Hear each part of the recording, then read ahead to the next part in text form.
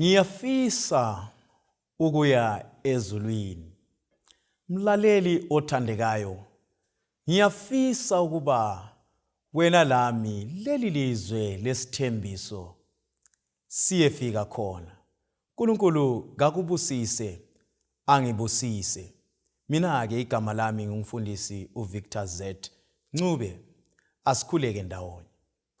Baba wethu othandekayo sezulwini, nanti thuba elokufunda ilizwi lakho eliyingcwele.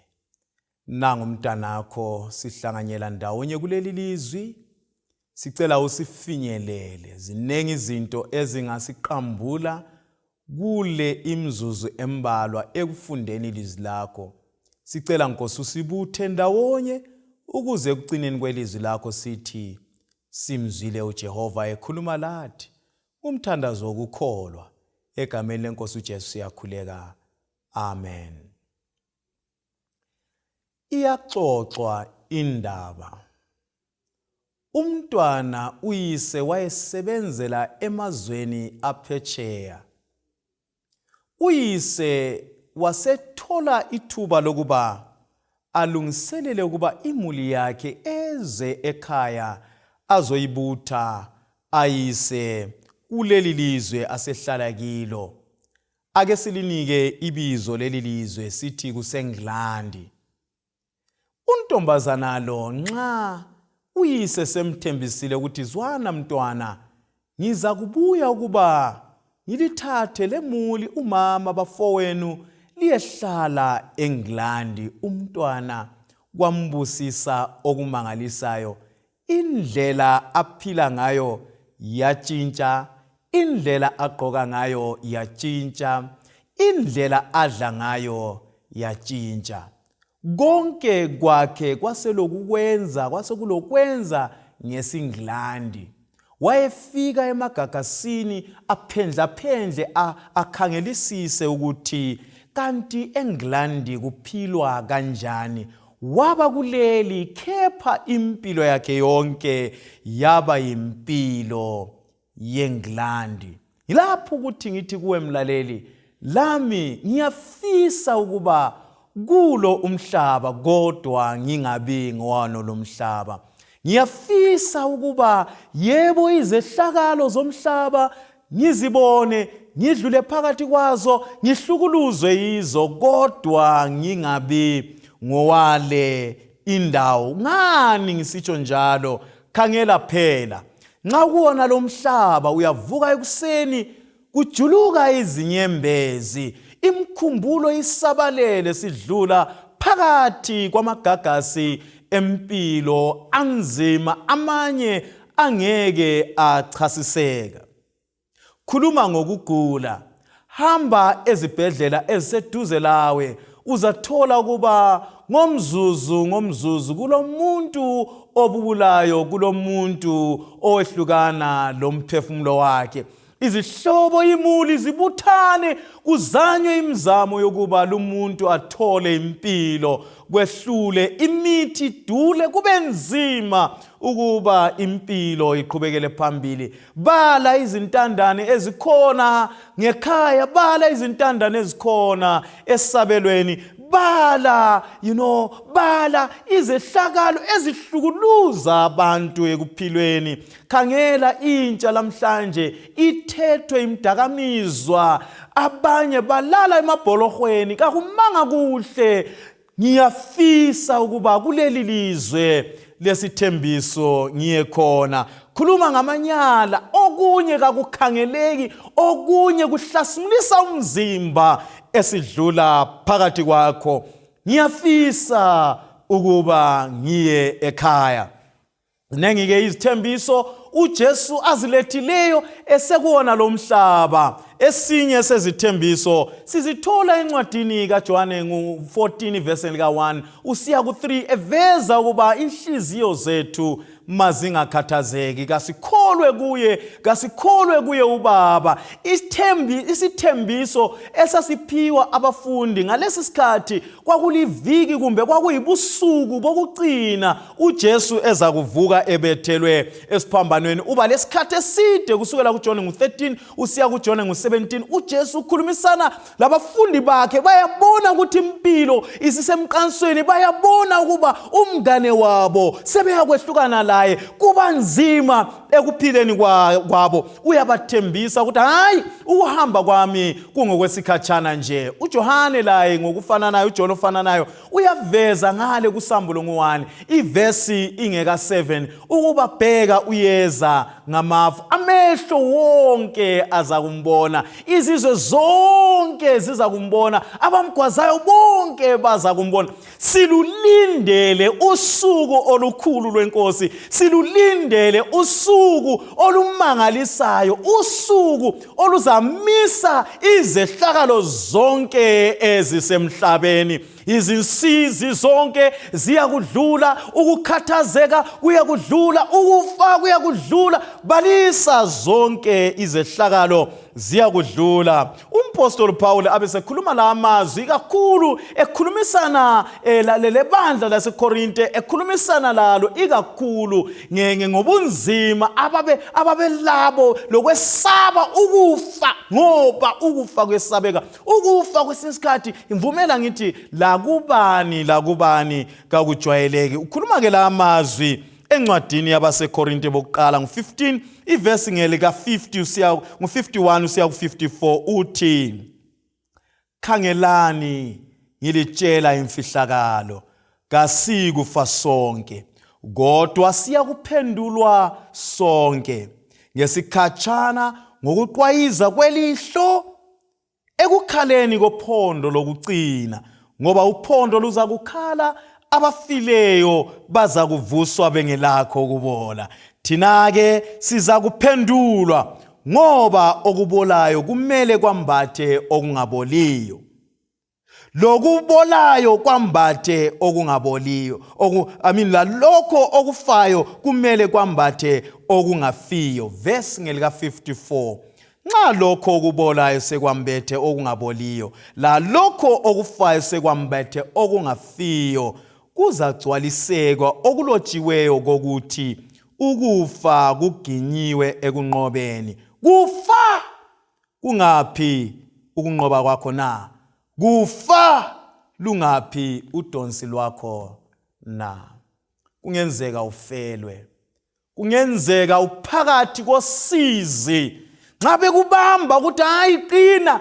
ukhala ngamandla ngoba udabukile kubuhlungu ukwehlukana lomhlobo oligugu lithi iBhayibheli siyeza isikhathi lapho uJesu uqobo lwakhe eza kuqeda konke lokhu ukufa kuyakudlula ngokuqwayiza kwelihlo istress siyabe singasekho ubuhlungu kungasekho insizi inswelo kungasela ntandane kungasela mfelokazi kungasekho ukuhlukuluzwa kungasekho ukubulawa cabanga izimpi ezikhona cabanga konke okwenza abantu behluleke ukuhlaliseka pho umbuzo uthi njengoba lezi zithembiso sizithola kungani uJesu ephuza ukubuya sifisa ukuya ekhaya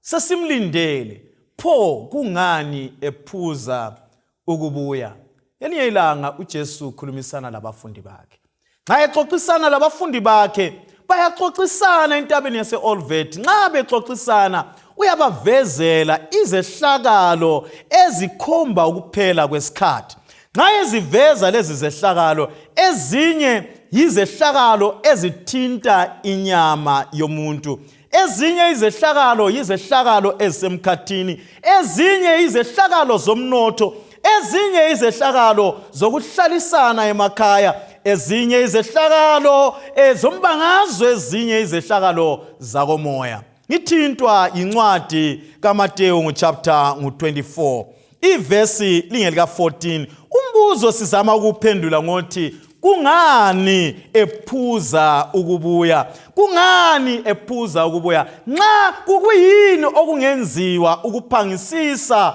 ukuza kwakhe ifunda incwadi kaMateyu 24 ivesi ngelika 14 ithi leli vangeli lombuso liyakushunyayelwa emhlabeni wonke kube yibufakazi ezizweni zonke anduba kufike ukuphela. Haleluya. Lalela mlaleli, nxa kukhona into engifisa ukuba ngikunike ingqobe ngayo yile ukuba wena lami silomlando silengxenye ekuphangisiseni ukuza kwenkosi, ngoba iBhayibheli ithi leli vangeli lombuso yebo sesizwile izimpi ziyakuba khona, yebo sesizibonile, yebo sesibonile amanyala encithakalo atshiwo abona nguDaniel endaweni engcwele. Lalela, nxa kukhona wena lami okufanele sikwenze yikusukuma siphakamise ivangeli. Sidinga ukusukumisa ivangeli ezimulini, sidinga ukusukumisa ivangeli kubamakhelwane, sidinga ukusukumisa sikhulume indaba yevangeli elingaphelileyo, ivangeli lethemba lamathemba lokuba uJesu uyeza masinyane. Kababekwazi ezimulini, kubamakhelwane, esigabeni, elizweni lonke, size siphumele phandle kwelizwe esiphila kilo. Leli vangeli lombuso kalishunyayelwe ezizweni zonke, libe yibufakazi kwande kufike ukuphela. Nansi into edanisayo, banengi abafisa ukuya kuleli lizwe lingashazwayo, banengi abakhuluma ngalo, banengi abayezinkonzweni bathi hayi thina sikhangelele ukuza kwenkosi yethu Jesu. Kodwa bonke laba inengi labo bahlezi bekle, bathule, bacabanga ukuthi umsebenzi ngowabafundisi, umsebenzi ngowabadala bebandla, umsebenzi ngokabani lobani. uNkulunkulu ubiza wena lami ngalesi sikhathi. Akukhangele isikhathi esiphila kiso, abantu balala bediniwe. In fact, abantu balala amahola ambalwa, babhizi benza izinto eziningi ezilokwenza ngokuthuthukisa impilo zabo, ngokudinga imali, ngokudinga impilakahle. Kodwa amathuba okuba baphangisise ukuza kwenkosi malutshwana bayazincitsha. Zwana ke mhlobo wami othandekayo, ngithintwa nguye uJesu qobo lwakhe ngelinye ilanga nxa ebiza abafundi, ebabizela umsebenzi wakhe. Ungafunda incwadi kaMateyu chapter 4 ivesi ingeka 18 usiya ku23. Ngiza kuyifunda, ngifuna uverse 19, kodwa yekela ngifunde ngisukela kuvesi ngelika 18. Kwathi uJesu ehamba ngasolwandle lwaseGalile, wabona izelamane ezimbili, uSimiyoni othiwa nguPetro lo-Andreya umfowabo, bephosela omambule babo olwandle ngoba babengabagoli benhlanzi. Verse 19, wasesithi kibo, ngilandelani, ngilandelani, ngizakulenza libe ngabagoli babantu. Basebeshiya umambule bamlandela. Verse 21, esedlulele phambili wabona ezinye izelamane ezimbili, uJakobe kaZebediya loJohane umfowabo besemkolweni, kanye loZebediya uyise, belungisa omambule abo, wababiza. Verse 22, basebechiya masinyane umkolo loyise bamlandela. Verse 23, uJesu wahamba elizweni lonke laseGalile, efundisa emasinagogeni abo, eshumayela ivangeli lombuso, esilisa abantu ezifweni zonke lasebuthakathakeni babo. Verse 24, udumo lwakhe lwaphumela elizweni lonke laseSiriya, baletha kuye bonke abagulayo, ababephethwe izifo ngezifo lobuhlungu, labangenwe ngomoya ababi, lababe lezithuthwane lezilima, wabasilisa. Ivesi ngelika 25 ithi, amaxuku amakhulu amlandela evela eGalili, laseDekapolisi, laseJerusalema, laseJudiya, langaphesheya kweJordani. Now, ngifisa linanzelele lapha Ungasukela kuverse ngelika 18 usiya ku25. uJesu uqala ngalokhu engingathi mina yi one on one. Uhlanganyela labantu laba abayizelamani ababili abafinyelele ngevangeli. Ngezinye indlela nxa singalandela indlela uJesu asebenza ngayo uza kuhamba uphelelisa umsebenzi. Kuyini akwenzayo? Uyabalanda abantu abafinyelele ngamunye akhulumisane labo abafinyelele baze benze isinqumo. Ungasuka lapho nxa eseqedelane lalabo ababili uya kwabanye ababili. Nxa uyifunda indaba liyakhula ixuku, liyakhula inani labantu ngoba befinyelelwe zindaba ezisindisayo. Nanko ngifisa sikubambe kuverse lika 19. Iverse lika 19 ithena wasesithi kibo ngilandelani ngiza kulenza abagoli babantu. Now nxa sikhuluma ngalo msebenzi sikhuluma ngokuthi sibiziwe, kakudingi ukuthi sicabanga ukuthi nginga kumbe ngingangayi, ngoba this is a command. It's a command. Ilizwi lithi come, woza ngilandela. Ngezinye indlela wena lami silapho esikhona occupation okiyo. Khangela amajahala ayephakathi komsebenzi owanika inzuzo uyababiza ukuthi lanxa lokhu kuqhakathekile nanku lapho engilibizela khona wozani. Lalela, izikhathi ezinengi banengi abantu abekela ukulandela lo obabizileyo kodwa balandele isystem, balandele umfundisi, balandele iprogram. Lalela, ubizwa ngulo obizayo uthi woza ngilandela. Futhi banengi abantu abagolayo bengabizwanga. Khumbula, abafundi baqeda ubusuku ngolunye usuku, baqeda ubusuku bonke begola kodwa babambanga lutho. Ngani? Ngoba babengalandeli ilizwi lithi ngilandela. Lalela, ayisibo bonke abantu abangamalunga ebandleni likaThixo abangabafundi. Abangabafundi yilabo abalalela bezwe icommand ithi woza ngilandela.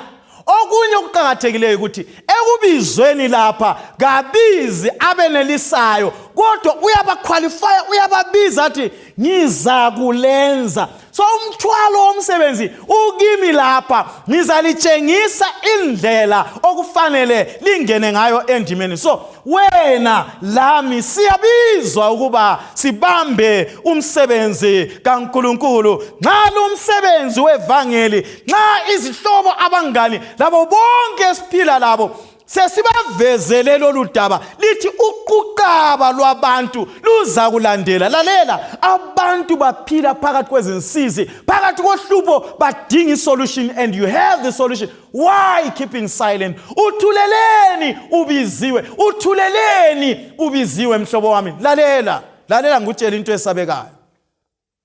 Ngosuku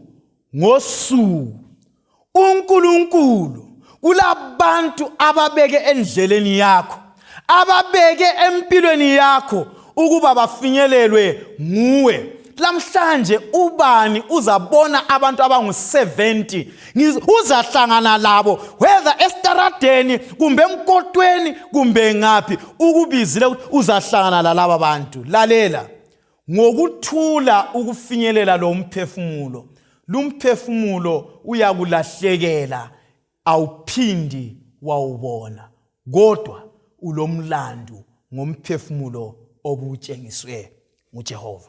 So ke umbuzo uthi wona ndlela bani esingazisebenzisa ukufinyelela laba bantu?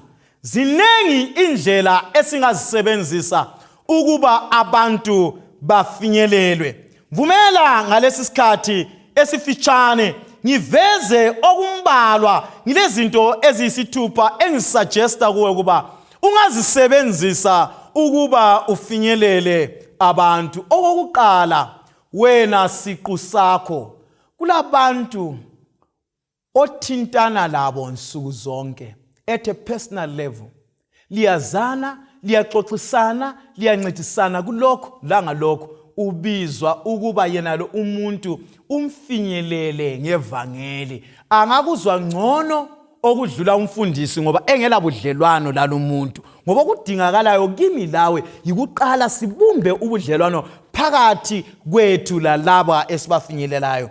Okwesibili engifisa ukuba sikunanzelele yilokho esingathi yi-broadcast. Ukufinyelela abantu ngamagagasi anjengoba khathesi ngixoxisana lawe. Kungaba yi-radio, kungaba yi-television, kungaba yi-bioscope nxa usekhaya ngale.